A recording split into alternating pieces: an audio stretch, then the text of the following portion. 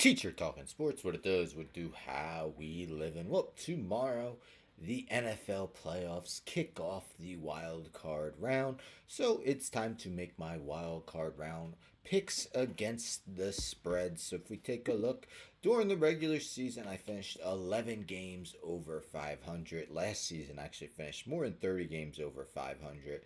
So not quite as successful, but still over 500. Great job, great job. Also finished 8-5 last postseason. So let's see how well I do. Of course, we have 6 games coming up Saturday, 2 games Saturday, 3 games Sunday, and then one Monday night. So let's take a look at who I am picking against the spread in those 6 games, starting with our two Saturday games. So we begin with Chargers at the Texans. That game is at 4:30 p.m. Eastern time tomorrow, Saturday, on CBS. And let me mention, I've always done my picks against the spread via DraftKings Sportsbook, and these are as of 3:30 p.m. Eastern time, Friday, January 10th. But anyhow, yes, I'm just, the Texans really have been lucky that they play in a subpar AFC South because they haven't looked good at all. Almost similar to like the Jaguars last season, how they faded.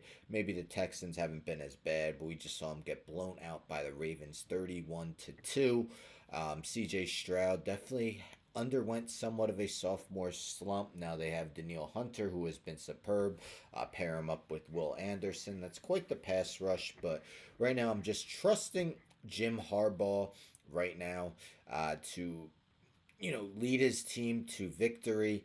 The Chargers, of course, Lad McConkey, what a second half of the season he's had, and Quentin Johnston really stepped up. Chargers have actually had one of the better defenses for much of the season, and the Texans disappointing end to second half of the season continues. I think the Chargers go on the road to defeat the Texans. The other game, I've been fading the Steelers for 3 or 4 weeks now, paying the dividends, reaping the rewards, and I just think it continues. If you remember last year, while the Ravens didn't play in the wild card round, in the next round they easily handled the Texans, and I'm kind of thinking it's going to be similar tomorrow. This game is on 8 p.m. Eastern time tomorrow on Amazon Prime.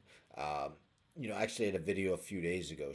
Do you believe Justin Fields should be getting the start over Russell Wilson? The way Wilson's been playing, I mean, he was excellent to start. Once he came back from injury, that has subsided. The Ravens' defense has been much improved of late, and I just think this is a game they win by double digits. So 3 for 3 right now with the favorites. I'm not taking all favorites, as we'll see later. But this one, Broncos at the Bills, Sunday 1 p.m. Eastern time on CBS. This is a tough one because the Broncos definitely, Bo Nix has played really well after, let's say, the first 4 or 5 games. The Broncos defense has been one of the better scoring defenses in the NFL this season. Patrick Surtain, the most lockdown of the lockdown quarterbacks in the NFL. Thing is, the Bills don't have that number one wide receiver that Surtain's going to be required to shut down. I'm actually expecting Amari Cooper to step up a little bit in this game. Hasn't necessarily been all that productive since joining the Bills in a trade. Now the Bills defense, we've seen games against the Rams where they didn't show up at all. Matt Milano has been back. Hasn't been the Matt Milano we knew previous to injury, but I think with the week off, and they rested their starters in the final week of the season, I think he'll be improved. Josh Allen, maybe the favorite to win MVP. He really excels in these wild card games, and I think that continues. Bills win. So 3 favorites there. One more favorite, but 2 underdogs as well. So first we have the Packers at the Eagles. That game is on 4:30 Sunday on Fox. Reason I'm taking the Packers here is because Not necessarily because I think they're going to win. It's just because all their games against the top NFC teams, they have lost, yes, but they've kept it close. So 5.5 point spread. So if you remember the opening week of the season, the opening opening week of the season, a Friday game, they lost by 5 to the Eagles.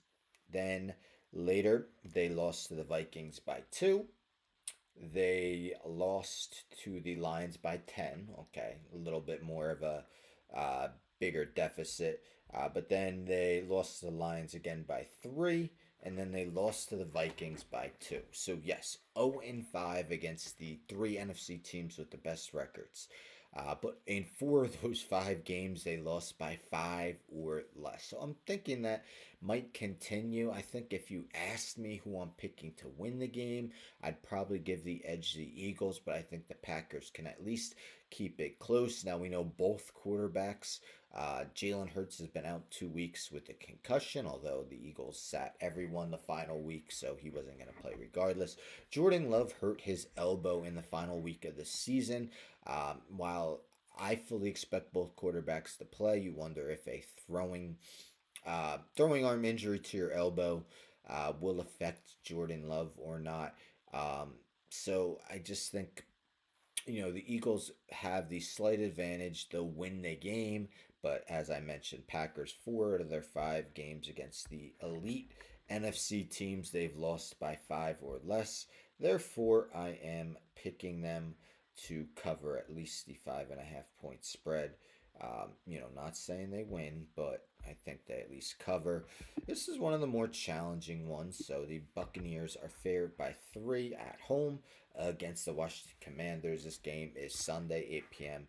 Eastern Time on NBC. Maybe we haven't seen rookie quarterbacks always excel in the postseason.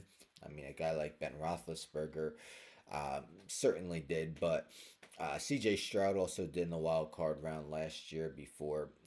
Didn't really perform well against the Ravens, but Jaden Daniels, one of the best rookie seasons we've really seen from a quarterback, clear cut favorite for offensive rookie of the year. The Buccaneers secondary looks to be in shambles, although Antoine Winfield is expected to return for the team.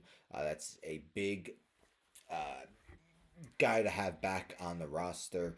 Uh, you know, One arguably top two, top three safety in the league. But the Commanders, after trading for Marshawn Lattimore, he has been out for much of the time with Washington, but he is expected to play, and he actually has a past history with Mike Evans. So we'll see if that comes to light.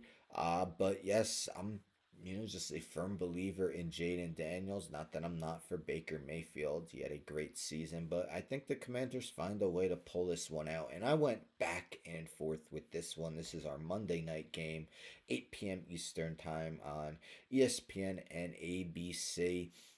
The Vikings, amazingly, 14-3 on the season and are forced to go on the road for their opening round postseason matchup against a team that had 4 less wins than them in the Los Angeles Rams. The Vikings had that Week 18 game, either lose, get a road playoff game, win, get a bye in the first week, and have home field through the NFC playoffs. Of course, the Lions beat them pretty handily. Sam Darnold had the worst game of his season easily. I just think he rebounds a bit. The Rams, actually did beat the Vikings earlier on in the season, so keep that in mind. But that was a long time ago. I'm expecting a different result this time around. I got the Vikings winning by at least 3 on the road. Um, Arguably the most challenging game out of the 6 for me to pick, because I could definitely see Stafford coming through. He's got Nakua, he's got Cup. He hasn't had both of them for a lot of the season, although Cooper Cup has been invisible at times toward the latter part of the season. But yes, those are my wild card round picks against the spread. Let me know in the comments what you agree with, what you disagree with, who is your best bet, who are some of your best bets. Just looking forward to a fun wild card round weekend plus a Monday night game. Anyhow, don't forget to subscribe. Tell a friend, tell a friend, tell a friend to subscribe. Like the video, share the video, hit the bell for notifications. I'm out.